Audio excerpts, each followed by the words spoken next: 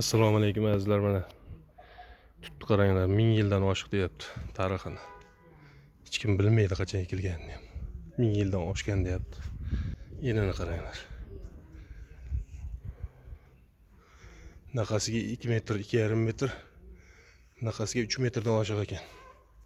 Mana ketgan. Oralarida bitta odam sig'iydigan kavagi bor ekan mana. İchlarida kavaklar bor ekan. Oyilmi? Juda katta tutagan. Zomin Marhak markazidagi Ma'rifatli masjidida, jome masjidda. Ko'rinishini qarang mana. Kattaligini.